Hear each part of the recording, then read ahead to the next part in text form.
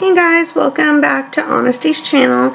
So today I want to talk about being diagnosed with a heart disease called Wolf-Parkinson's White Syndrome, WPW or WPWS. So I went to the emergency room for swollen feet after I gave birth to my son last month, and it was like a completely different topic, but then we just figured that my feet looked more swollen than usual. So they didn't know why that had happened, probably because I was sleeping in the love seat instead of the bed and not having my feet elevated. So they did all these tests on me anyway, including an EKG. Since I gave birth to my son early and went into labor early, I did not have an EKG before my cesarean C-section like I should have, since it was an emergency labor, emergency C-section.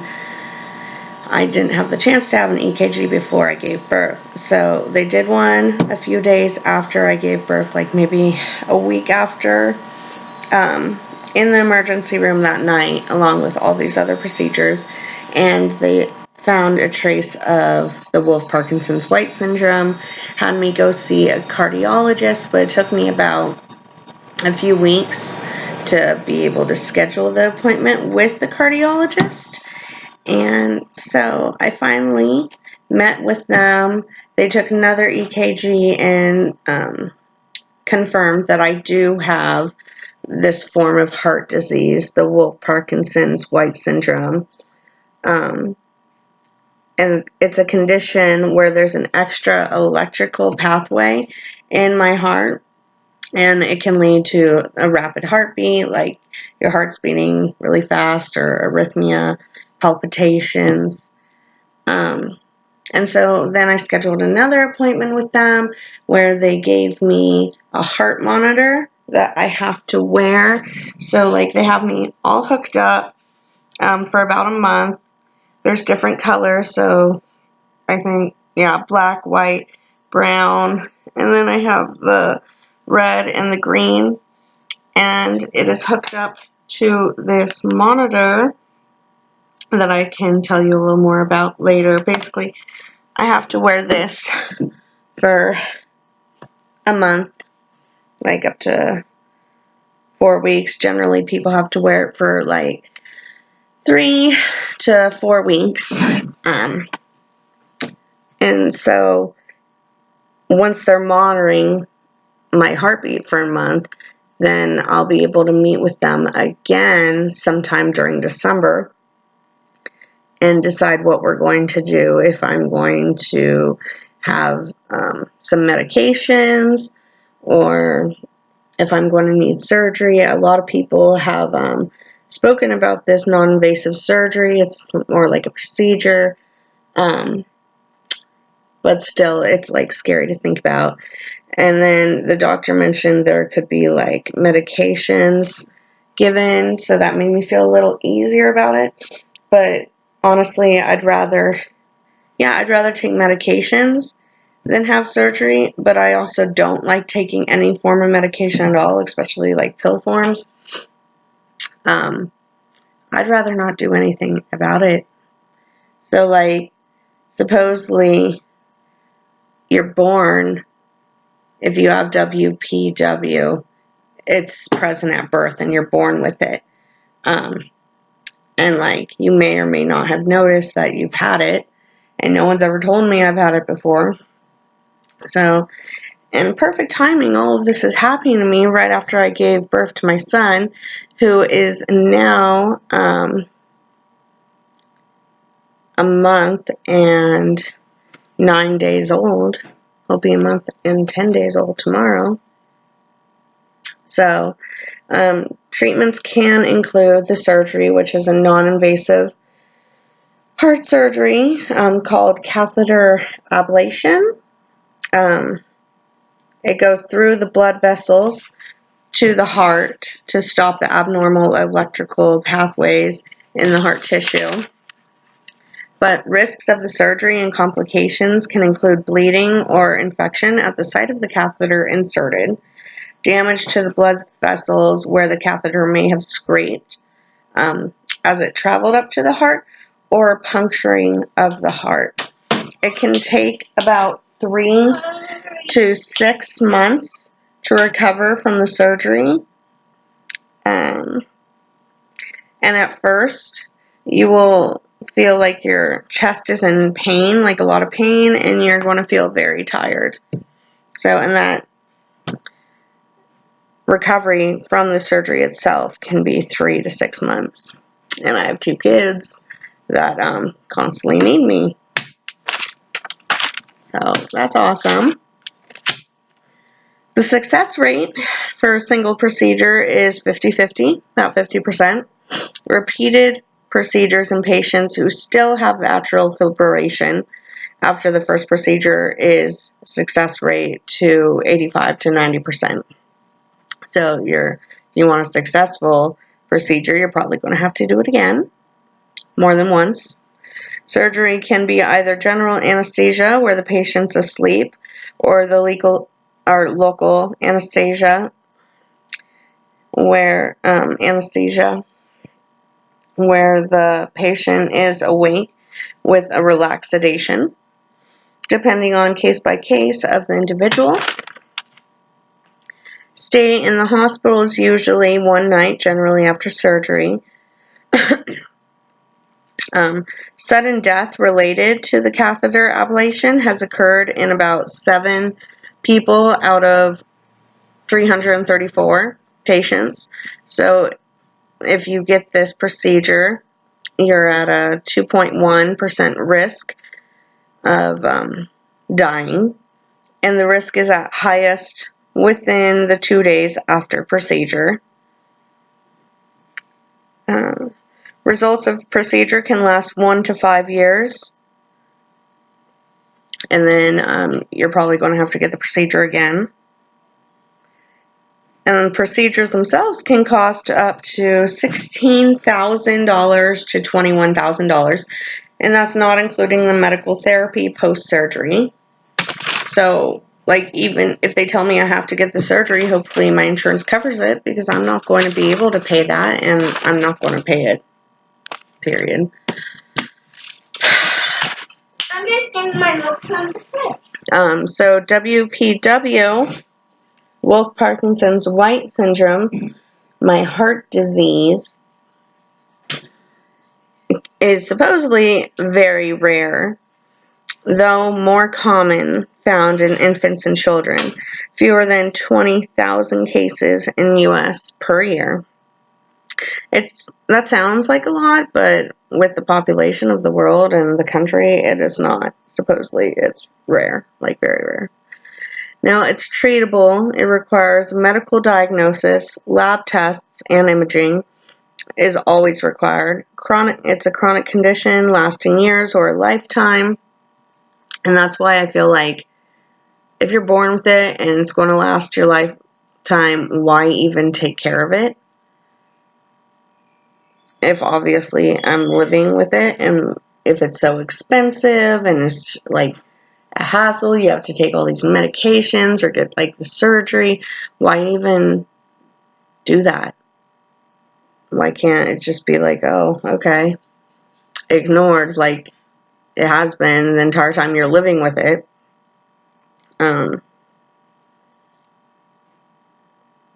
So WPW is present at birth with symptoms showing at ages 11 to 50, including a pounding heartbeat, dizziness, and lightheadedness. Other treatments than the ablation, the non-invasive heart surgery, can include medications, and in very rare cases, electric shock to restore the normal rhythm. Now, what we're doing now is like a step-by-step, day-by-day thing where we're monitoring my heartbeat for a month, and I have this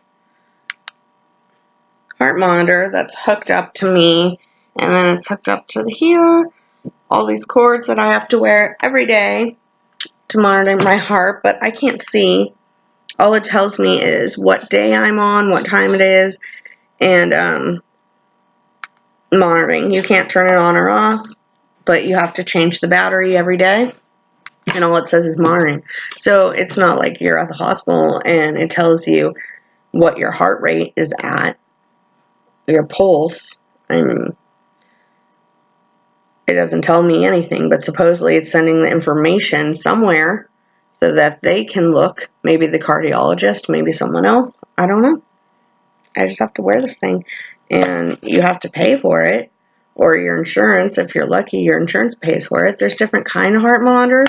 I got the one that my health insurance covers, which is the one with wires. Supposedly, if I had a different health insurance, it might cover one without wires.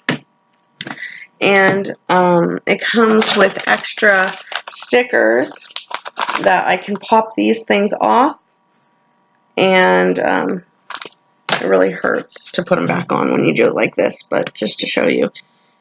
You pop this off, change your sticker, take a shower. You can take a shower with these stickers on, but I prefer to take them off and then put on new ones because I have extra ones in here that I'm able to do that. Now, and then when you put new ones on, you put it on before you put it on your skin, because when you pop it back on, when they're on your skin, it really hurts. So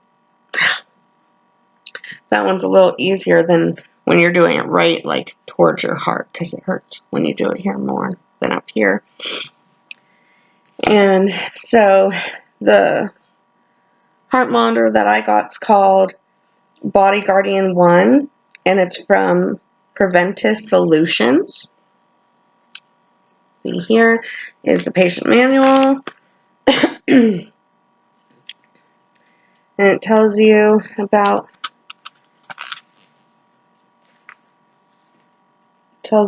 your monitor. It says, "Welcome to Body Guardian 1. Your physician has prescribed you the Body Guardian 1 heart monitor and monitoring center service provided by the Preventus Services to detect irregular heart rhythms. You must wear the monitor for the length of time that your doctor has prescribed. The monitor cannot be worn while traveling in an aircraft, like an airplane. It does not operate outside of the United States. Contact the patient services if you plan on traveling out of the U.S. Body Guardian 1 is not waterproof. Keep it away from water. Remove monitor and lead set when you bathe, swim, or perform other similar activities, then reattach the lead wires afterwards. You do not need to remove the EKG electrodes, the stickers, but I prefer to, and then I just change them. So, oh yeah, there is a button that I can press. I have to pop it out of the little carrying case to demonstrate. So you hold. Oh yeah. So I can press this button and slide to record an event or cancel. Or I can hold this button for 3 seconds and select a symptom. So there's non-occidental, tired, fatigue, flutter, missed heartbeat, shortness of breath, rapid heartbeat, chest pain, pressure, dizziness, or passed out. I'm going to press non-accidental to demonstrate and submit. And then select the activity level you were at during that time. Were you resting, heavy, light, exercising, moderate? I'm resting, so I'm sitting down. And I submit that information, and then it will just load, go to loading screen, and go back to where it's supposed to be. So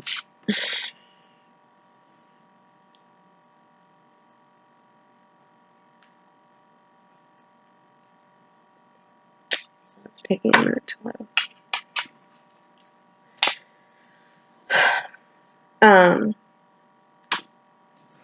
So I'm on day 9 of 22, so maybe I have this for about 3 weeks. It depends, 3 to 4 weeks.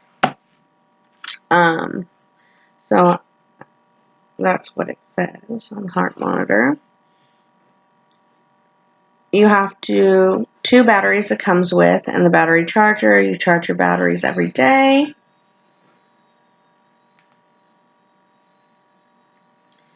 And change your batteries. Depending upon every 24 hours, or if it is before then, dies before then. Depending upon how well it was charged.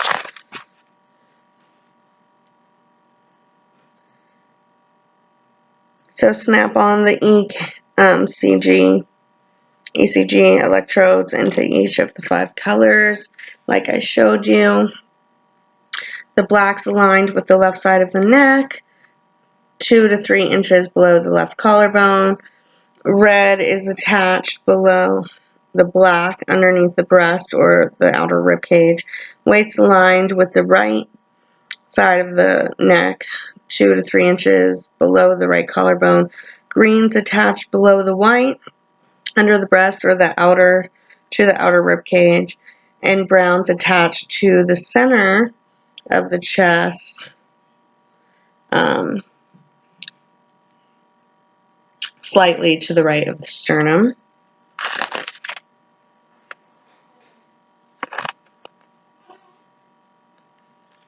And you have to wear this connected to like a belt or your pants to make it easier to carry. It takes about 4 hours to charge the batteries.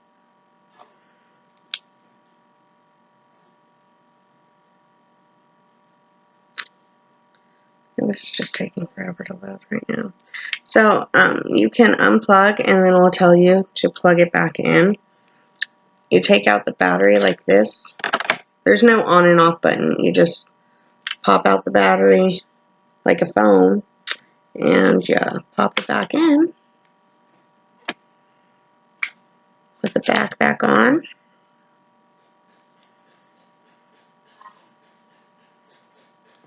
And then it'll tell you to plug in.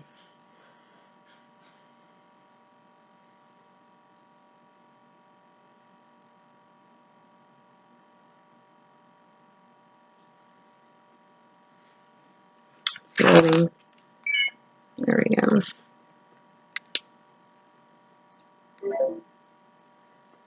Now at least it's making noise. There we go. Back to monitoring. Okay.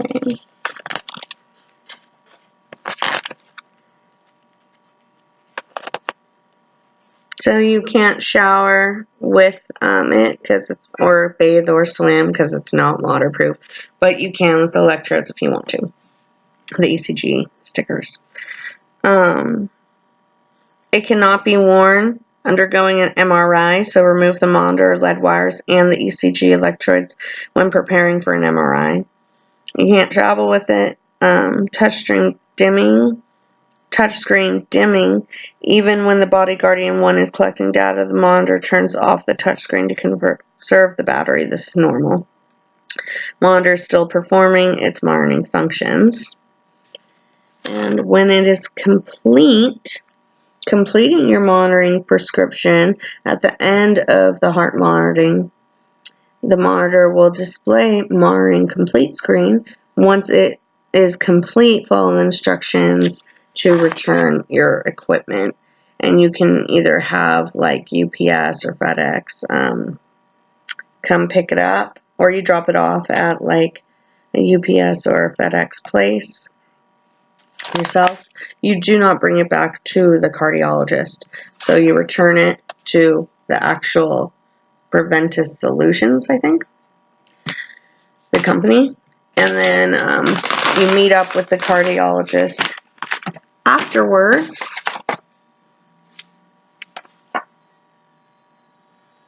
to follow up and decide if I'm going to have medication or if I'm going to have the surgery.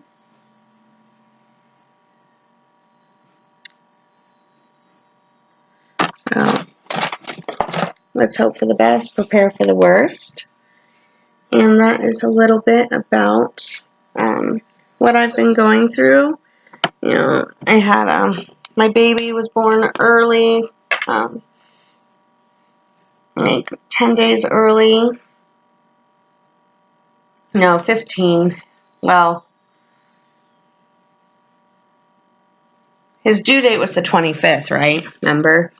And then he was born on the 10th, although they were saying that they were going to do a scheduled C-section for the 21st, so the day after my daughter's birthday.